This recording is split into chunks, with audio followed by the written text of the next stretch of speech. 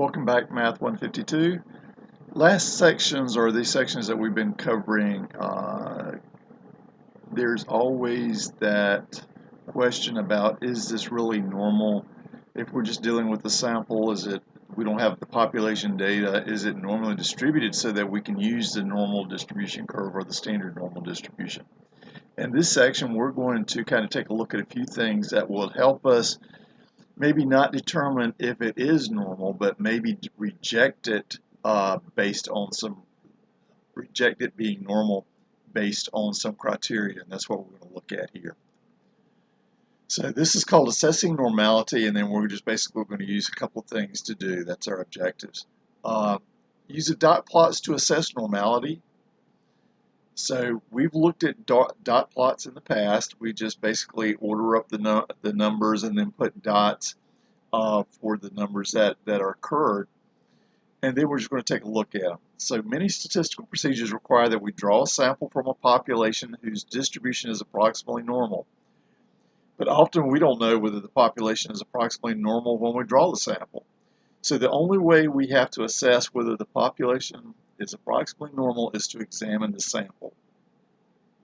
So here's the things. Once we look at the sample data visually, here's the things that we're going to do. We're not really trying to determine whether the population is exactly normal. We can't do that with sample data. Assessing normality is more important for small samples than for large samples. If we get large enough samples, it should exhibit normality. Hard and fast rules do not work well. But previously here, like if you had a sample size of 1,000, 2,000, it should, if the population is normal, that sample should be normal, and we'll look at that later. So we can't really say small samples if it really is normal, but here we can reject it, and here's the basics that we're going to reject it on. Here's the criteria. If the sample contains an outlier, we're going to reject it as being normal. The sample exhibits a large degree of skewness, a large degree. Now that's kind of relative. The sample has more than one distinct mode. If we pick up any of these three things, if we see that standing out at us, then we'll just reject the normality. So if the sample has none of the preceding features, we will treat the population as being approximately normal, and then we'll be able to go. We often use plots to help assess that normality. So let's see what we've got. We're going to use dot plots in this example. So I'm going to order these things up. Here's the accuracy of an oven thermostat is being tested. The oven is set to 360 degrees Fahrenheit, and the temperature when the thermostat turns off is recorded. A sample of size 7 yields the following results. Here's when it cut off. Okay. Is it reasonable to treat this as a sample from an approximately normal population? Explain. So we're going to go through here and put the dot plot. We're going to do a dot plot of this data set. Move up here. The dot plot does not reveal any outliers, so it kind of is a smooth in here. They're all kind of clustered together. The plot does not exhibit a large degree of skewness. There may be a couple over here, but it's not really large.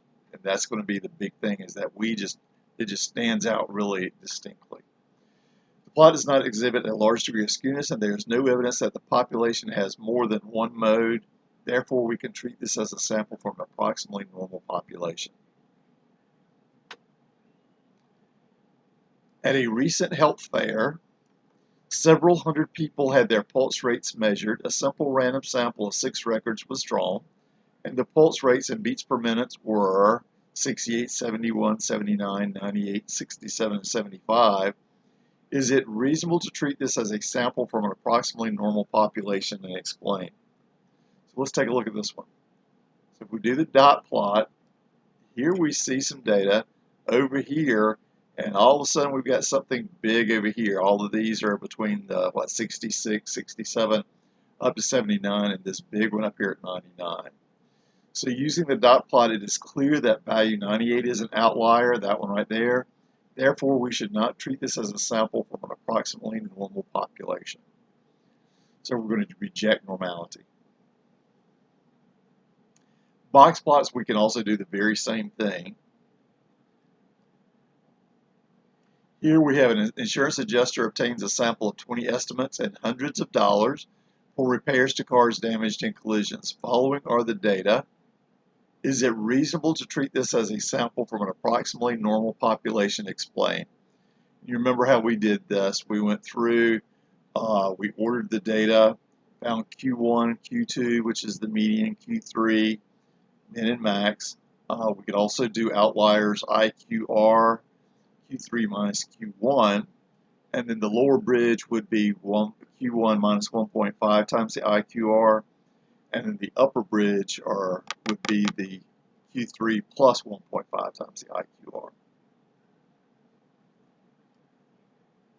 So if we put this together, so the box plot reveals there are no outliers. Also, although the median is not exactly halfway, this is that symmetric, it's not, the skewness is not great. So that is kind of one of the things that you're just going to have to argue either way. I think this is great, or I don't think it's too great.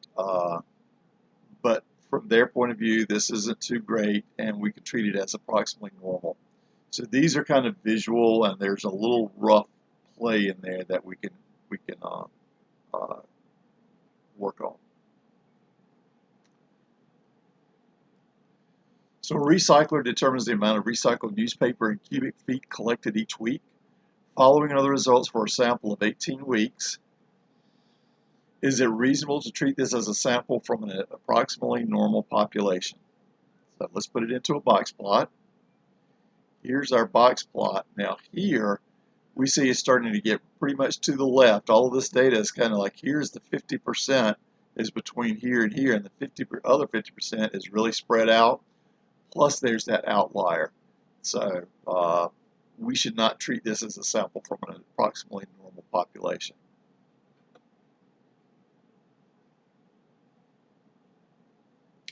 If we do a histogram, we can also do a visual check of these things.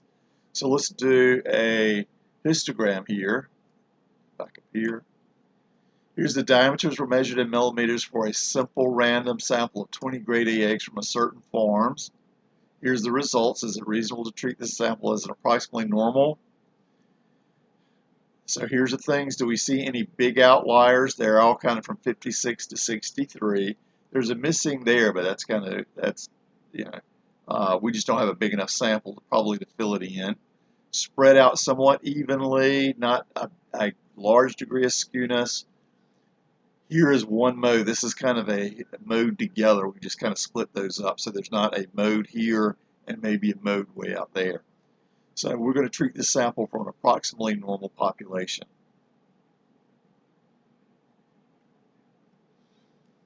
A shoe manufacturer is testing a new type of leather sole.